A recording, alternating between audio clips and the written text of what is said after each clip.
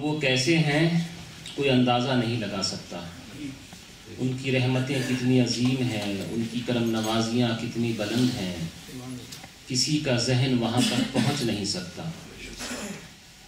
ایسے ایسے موقعوں پر نبی کریم صلی اللہ علیہ وسلم نے اپنی رحمتوں کے مظاہرے فرمائے کہ جہاں پر بڑے بڑے اونچے برداشت کرنے والے بھی ہمت ہار جاتے ہیں. نبی پاک صلی اللہ تعالی علیہ وسلم مدینہ منورہ سے 10 لاکھ کی فوج لے کر کے مکہ معظمہ کی طرف 10,000 کی فوج لے کر کے مکہ معظمہ کی طرف تشریف لے گئے. نبی کریم صلی اللہ علیہ وسلم کے ایک چچیرے بھائی اور ایک پھپھیرے بھائی، جب آپ نے نبوت کا اعلان نہیں کیا تھا تو بہت یار غار تھے، ساتھ ساتھ رہا کرتے تھے. جب اعلان نبوت آپ نے فرمایا تو وہ دونوں دشمن ہو گئے. نبی کریم صلی اللہ تعالی علیہ وسلم کی بارگاہ میں بدتمیزی سے پیش آنے لگے.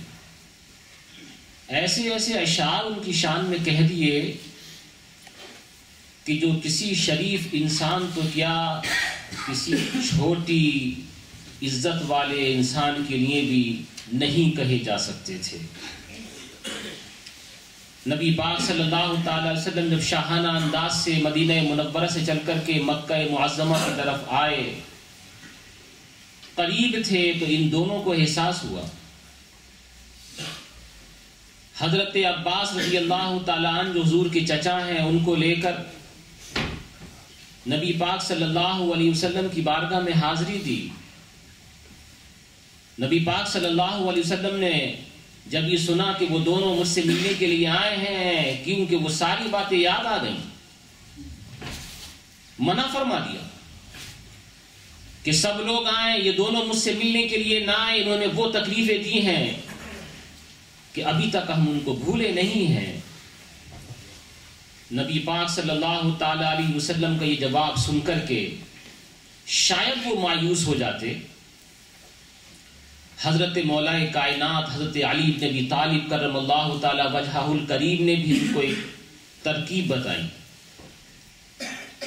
حضرت بی بی ام سلمہ رضی اللہ تعالی عنہا جو ازواج مطہرات میں سے ہیں، وہ سفارشی بن کر کے حضور کی خدمت میں آئیں اور ڈباتی ہوئی آنکھوں سے کہنے لگیں، یا رسول اللہ، کیا سارے جہاں میں سب سے زیادہ بد نصیب یہ آپ کے چچیرے پھپھیرے بھائی ہیں؟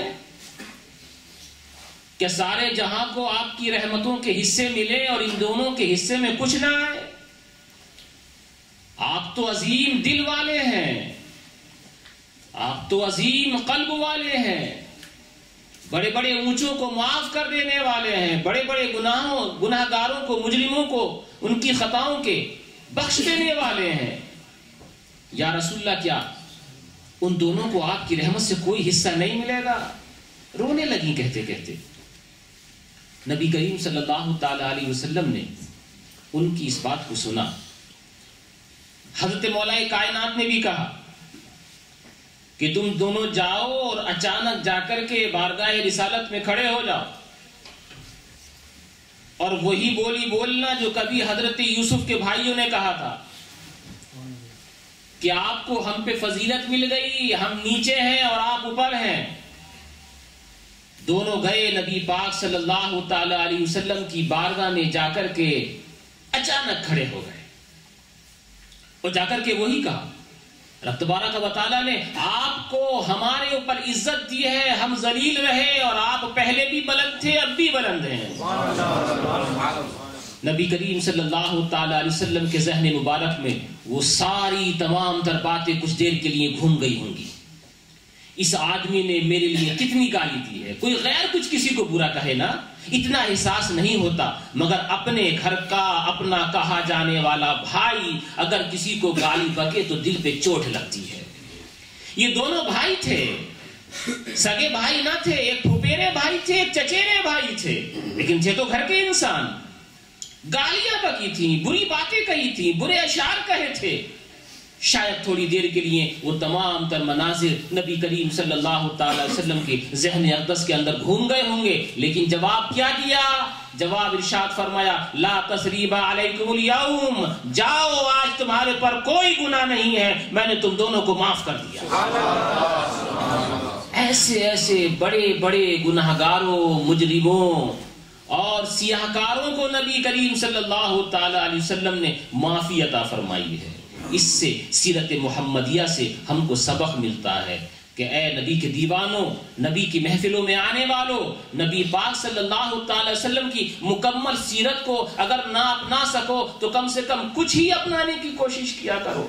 جہاں تک تم سے ہو سکے دوسروں کو معاف کرنے کا جذبہ اپنے دل میں پیدا کرو. جہاں تک ہو سکے آپس میں میل و محبت سے رہنے کا جذبہ اپنے اندر پیدا کرو. خاص طور سے اپنے رشتہ داروں کے اندر ان کی رشتہ داری کو سمجھتے ہوئے, ان کو نبھاتے ہوئے زندگی گزارنے کی کوشش کیا کرو.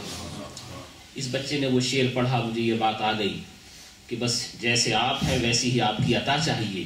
اور وہ کیسے ہیں ہم کیا سمجھ سکتے ہیں. نبی کریم صلی اللہ تعالی علیہ وسلم کو ان کے رب نے محمد کہا ہے.